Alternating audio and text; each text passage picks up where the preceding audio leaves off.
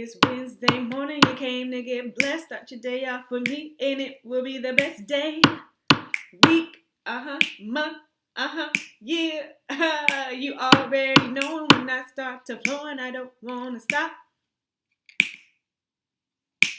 Mic drop. It's Wednesday morning. You're here with Davone'a. It's Wednesday morning. We gonna get up in this word today. Alright, let me stop playing. You know what I'm saying? Happy Wednesday. It's been 2 weeks since I made my last video. A lot has gone on in the world. Entire countries on shutdown. Like, whoa. I don't want to steer too far left or right from the purposes of these videos. Just hope that everyone out there is remaining safe, taking this serious, taking the proper precautions, ensuring that your immune system is built up and you're washing your hands and you are wearing gloves when you're out grocery shopping and keeping your distance away from everyone. Not last week, 2 weeks ago, I made a post on murder begins in the heart and adultery begins in the heart, and that was Matthew chapter 5, verses 21 through 30. And my 3 takeaways: getting things right with others means being right with God. That was 1. Also, that the mere thought without action is enough to receive judgment. And lastly, it was to resist the devil. Take a moment to think about how you implemented these takeaways into your life or how you can moving forward. This week, I'm going to read Going the Second Mile, and that's Matthew chapter 5, verses 38 through 42. So without further ado, let's get into this word. You have heard that it was said, an eye for an eye and a tooth for a tooth. But I tell you, don't resist an evildoer. On the contrary, if anyone slaps you on your right cheek, turn the other to him also. As for the one who wants to sue you and take away your shirt, let him have your coat as well. If anyone forces you to go 1 mile, go with them 2. Give to the one who asks you, and don't turn away from the one who wants to borrow from you. Amen. So I read that, and I read that, and I read that, and I read that, and I thought, how am I going to break this up so that I understand it, and in turn can explain it so that others can understand it? And then secondly, is Jesus telling me to be a coward? Is he telling me to be a pushover? What is he really saying in this word? So I did a little research and watched some other videos and some other takeaways from the scripture and concluded that the purpose of these verses was Jesus bringing our attention not to act with retaliation, that our first emotion should not be aggression, should not be anger, but to make peace. Which is why he began with, you have heard that it was said, an eye for an eye and a tooth for a tooth. So he was going back, highlight what was once believed to be the way forward, and now in the New Testament, showing that that's not the way. Actually, this is how you should go forward. And going forward, we should be gracious. So an example that I came across was a gentleman saying, if your neighbor was to throw a rock in your window and you go over to their house, you don't bash out the windows in their home, or you don't go and throw rocks through their window. Instead, you say, how can we get an understanding as to why a rock is now through my window, and in going forward, how can we keep from this happening and make peace with that neighbor? So in short, it's being the bigger person, being the bigger man or the bigger woman. It wasn't my initial response, which was, God, do you want me to let people abuse me? Like, what are you saying here? Am I always supposed to get the shorter end of the stick?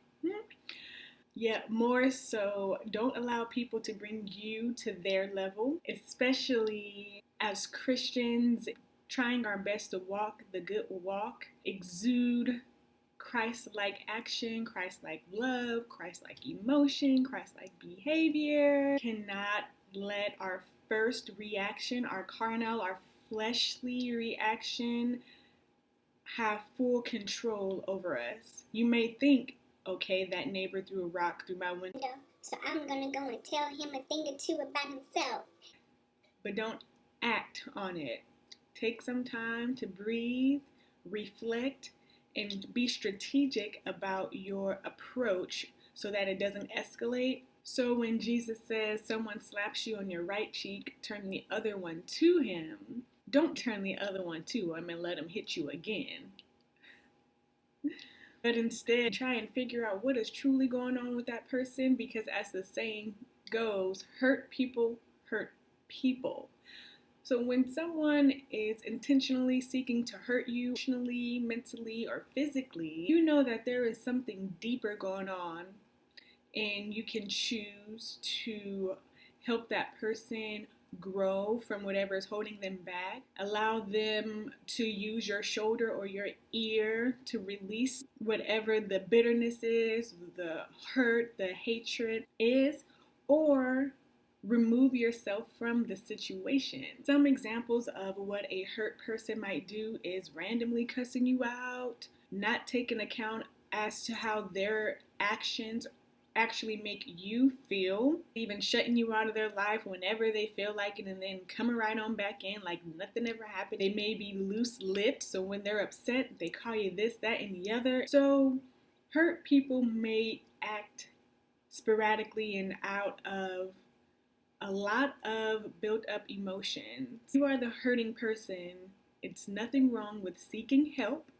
And if you have been hurt, there's nothing wrong with seeking help. Communication, maybe some journal entries, having someone that you can confide in that will truly help release any toxicity that's going on in your body so that you don't continue the cycle of hurting others. And instead, you be that bigger person and you go that extra mile, you turn that cheek, you're able to give when someone is in need, and you're able to allow people to borrow from you because you're in a good place. So my takeaways are not being one that reacts with retaliation, but instead take the time to reflect on whatever the situation is and have a strategic approach. Secondly, recognize if you are a hurting person or if you have been hurt so that you can deal with whatever it is and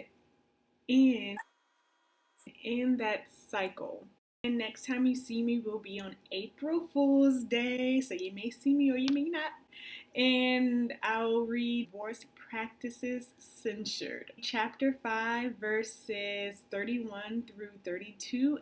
In case you didn't know, as I've shared from the beginning, the Sermon on the Mount is Matthew chapter 5, 6, and 7, and I read them intentionally out of order in hopes to kind of build with each video. So now we are getting into the nitty gritty. Go back and watch videos 1 through 9, build your spirit man up, get that internal glow up, and then let's dive on in to some real talk. Before you go, make sure you tell a friend about this video. Make sure that you subscribe to this channel. Make sure that you comment below. And here goes another freestyle right off the dome is where I'm coming from with the song.